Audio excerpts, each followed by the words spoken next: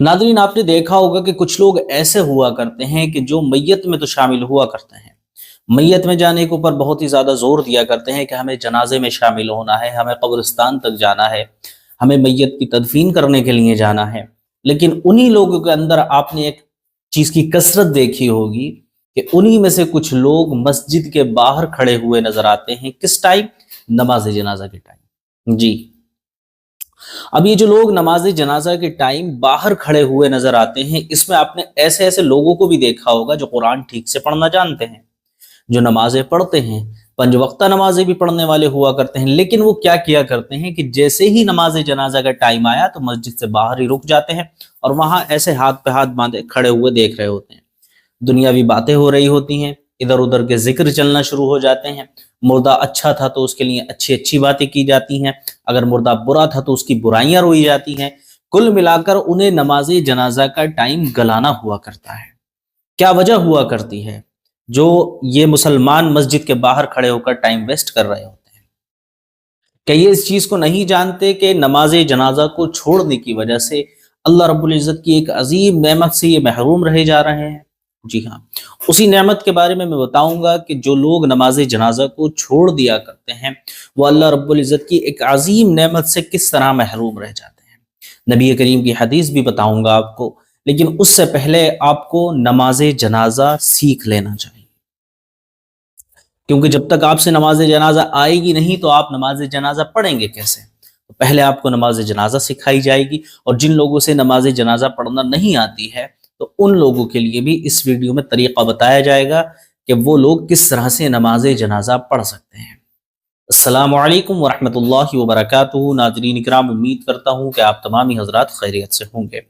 नाज़रीन, जैसा कि आपने वीडियो का थंबनेल और टाइटल देखकर ही अंदाज़ा कर लिया होगा कि जो लोग मस्जिद से बाहर रुक जाते हैं नमाज जनाजा के वक्त, तो उन लोगों के ऊपर क्या हुक्म नाफिज होगा और वो कौन सी ऐसी अजीम नेमत है परवरदिगार की जिससे वो महरूम रह जाते हैं।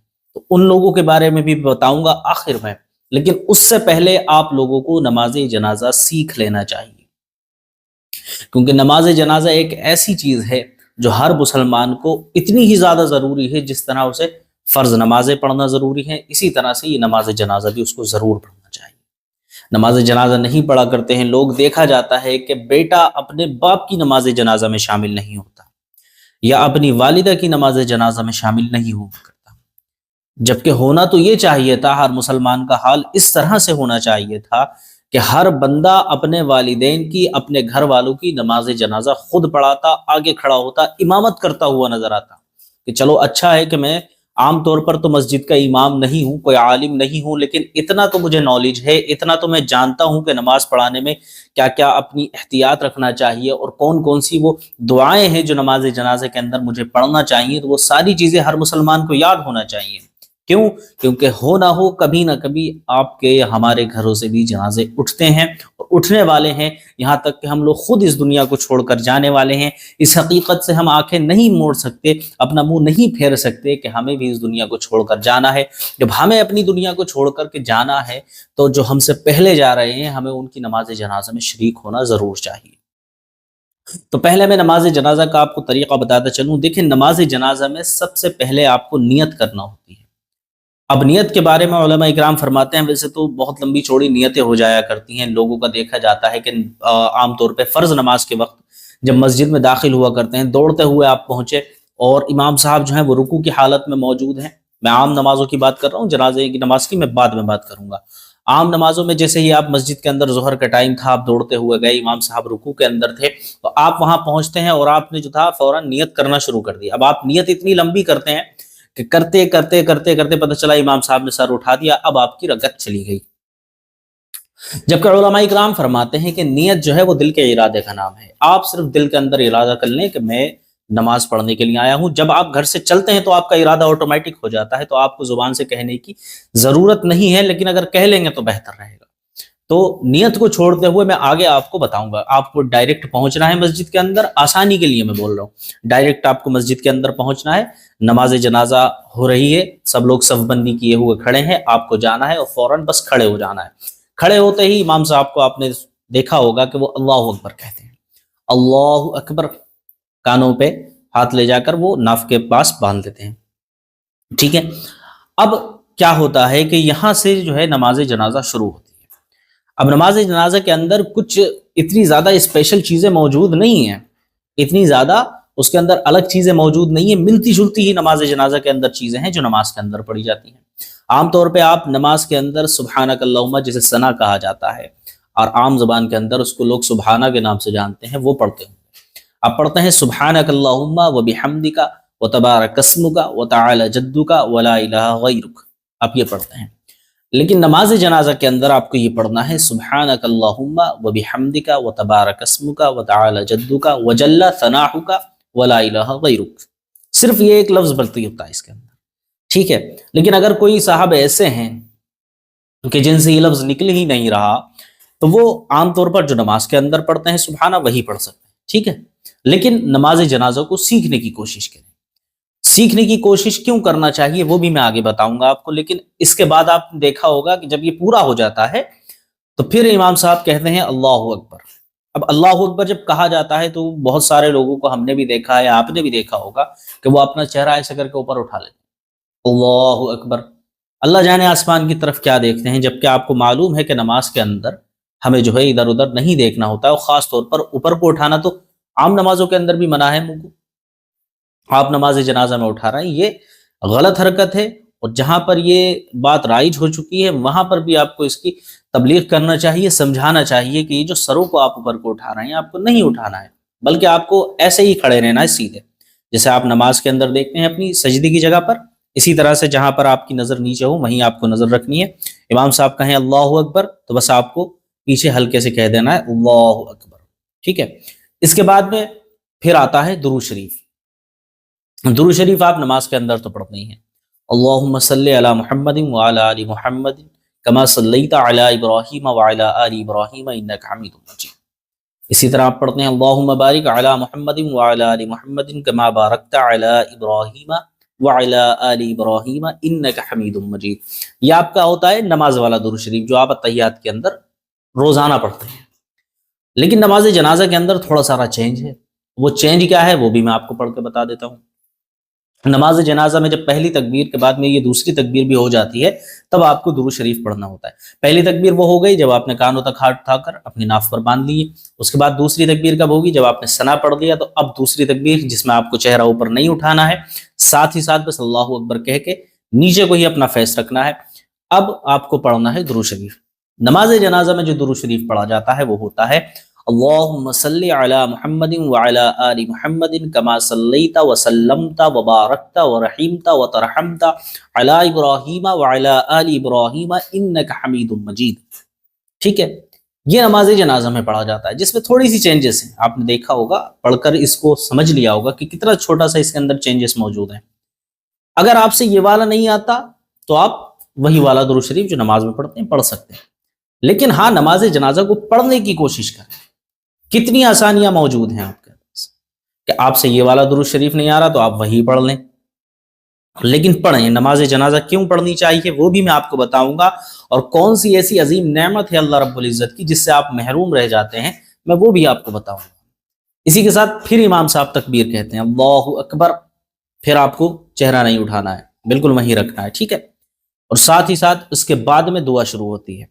دیکھیں نماز جنازہ کے اندر یہاں تک تو سیم رہتی ہے ساری نمازیں، آخر میں آ کر نابالغ اور بالغ کے اندر فرق آ جاتا ہے۔ نابالغ جو ہوتا ہے اس میں لڑکے کی دعا الگ ہے اور لڑکی کی دعا الگ ہے، وہ بھی میں آپ کو لکھی ہوئی بھی دکھا دوں گا یہاں پر اسکرین پر۔ لیکن بالغ جو جنازے ہوا کرتے ہیں ان کی دعا سیم ہوا کرتی ہے۔ وہ کیا ہوا کرتی ہے؟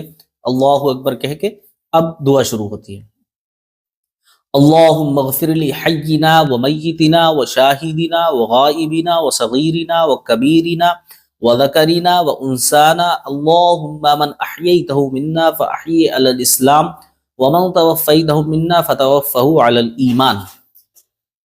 بس یہاں تک ہوتی ہے۔ اس کے بعد آپ کو اللہ اکبر کہنا ہے، ٹھیک ہے۔ اللہ اکبر کہنے کے بعد اب سلام پھیرنے کی باری آتی ہے۔ تو آپ نے اکثر یہ دیکھا ہوگا کہ سلام پھیرتے وقت لوگ کیا کرتے ہیں، السلام علیکم ورحمۃ اللہ ایک ہاتھ چھوڑ دیا، السلام علیکم ورحمۃ اللہ دوسرا ہاتھ چھوڑ دیا۔ تو اس طرح نہیں کرنا چاہیے۔ جبکہ آپ نے یہ پڑھ دیا، دعا ختم ہو گئی آپ کی، اور آپ نے اللہ اکبر کہہ دیا، تو اب سلام پھیرتے وقت ہی جیسے آپ پہلا سلام پھیرنے جا رہے ہیں تو دونوں ہاتھوں کو چھوڑ دیں، چھوڑنے کے بعد آپ اس طرف سلام پھیر دیں اور اس طرف سلام پھیر دیں، ٹھیک ہے؟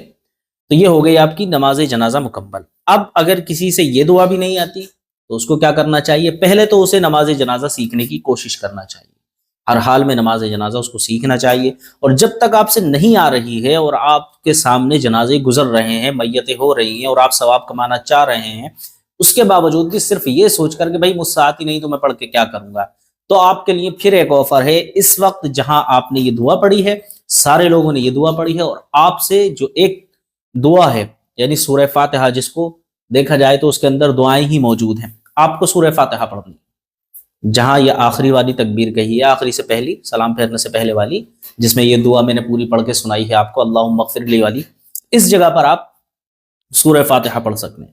اب پڑھ کے دیکھ سکتے ہیں، الحمد للہ رب العالمین الرحمن الرحیم مالک یوم الدین ایاک نعبد و ایاک نستعین اہدنا الصراط المستقیم صراط الذین انعمت علیہم غیر المغضوب علیہم ولا الضالین۔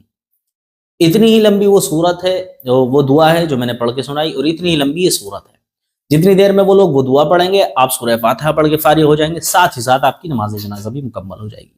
لیکن یہ جب تک ہے جب تک آپ سے نماز جنازہ پوری یاد نہیں ہو رہی ہے، جب آپ کی نماز جنازہ یاد ہو جائے تو آپ کو نماز جنازہ ہی پڑھنی ہے جیسے پڑھنا چاہیے۔ اب کچھ لوگ یہ سوچ رہے ہوں گے کہ وہ نابالغ بچے کی اور نابالغ بچی کی جو دعا ہے وہ کیا ہوا کرتی ہے۔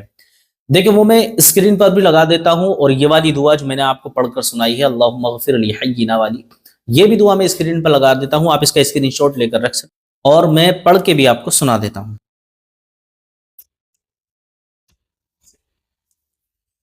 دیکھیں نابالغ لڑکے کی دعا، ایک تو یہ اوپر والی آپ کو دکھ رہی ہوگی اللہم اغفر لی حینا، یہ تو وہی دعا ہے جو بالغ مرد اور عورت کے لیے سیم سیم پڑھی جاتی ہے۔ اسی کے ساتھ نابالغ لڑکے کی دعا، جیسے آپ دیکھیں کہ چھوٹا بچہ ہے، نابالغ ہے اور وہ لڑکا ہے، تو اس کے لیے دعا پڑھی جاتی ہے اللہم اجعلہ لنا فرطا واجعلہ لنا اجرا وزخرا واجعلہ لنا شافعا ومشفعا، ٹھیک ہے؟ اسی کے ساتھ نابالغ لڑکی کی دعا اللہم اجعلہا لنا فرطا واجعلہا لنا اجرا وزخرا واجعلہا لنا شافعتا ومشفعا۔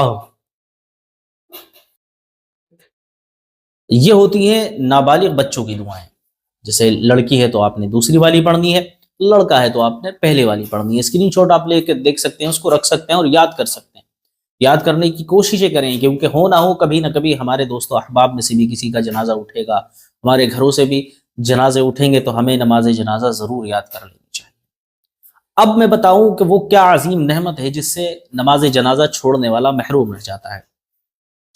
نبی کریم صلی اللہ تعالی علیہ وسلم نے ارشاد فرمایا کہ کوئی شخص اگر یہ ارادہ کرے کہ کسی کے جنازے میں شریک ہو، اور وہ یہ دل کے اندر ارادہ کر لے کہ وہ نماز جنازہ بھی پڑھے گا اور ساتھ ہی ساتھ میت کو قبر تک پہنچا کر آئے گا، یعنی تدفین میں بھی شامل ہوگا، تو نبی کریم صلی اللہ تعالی علیہ وسلم نے ارشاد فرمایا کہ ایسا شخص جو نماز جنازہ پڑھے اور میت کے ساتھ تدفین میں بھی شامل ہو تو اسے 2 قرات کا ثواب دیا جائے گا۔ اب قرات کے بارے میں صحابہ اکرام نے عرض کی کہ یا رسول اللہ یہ قرات کیا ہے؟ تو نبی کریم صلی اللہ تعالی علیہ وسلم نے ارشاد فرمایا قرات ایک احد پہاڑ کی برابر چیز ہے، سمجھ رہے ہیں؟ ایک قرات احد پہاڑ کی برابر ہے۔ اب احد پہاڑی کے بارے میں لوگ جانتے ہوں گے، جو حج یا عمرہ کرنے گئے ہوں گے، جنہوں نے دیکھا ہوگا، اللہ ہمارے بھی نصیبوں کو کبھی کھول دے کہ ہم بھی اس پاک دیار میں حاضر ہو سکیں اور اپنے پروردگار عالم کے محبوب یعنی نبی کریم صلی اللہ تعالی علیہ وسلم کی بارگاہ میں حاضر ہو کر ہم بھی درود و سلام کا نذرانہ پیش کر پائیں۔ ہمارے لیے بھی دعا کریں کہ اللہ رب العزت ہمیں بھی وہ پاک دیار دکھائے۔ تو جو لوگ دیکھ چکے ہیں انہیں معلوم ہوگا کہ احد پہاڑی کیا ہے، اب تو اتنا بڑا ثواب ملا کرتا ہے۔ اب نبی کریم صلی اللہ تعالی علیہ وسلم نے ارشاد فرمایا کہ جو شخص صرف نماز جنازہ میں شامل ہو جائے تو اسے 1 قرات کا ثواب دیا جائے گا، یعنی 1 احد پہاڑی کی برابر ثواب ملے گا۔ اسی طرح آپ سمجھ سکتے ہیں کہ جس نے نماز جنازہ چھوڑی تو 1 قرات اس کو ختم ہو گئی، جبکہ وہ شامل آخر تک ہو رہے ہیں۔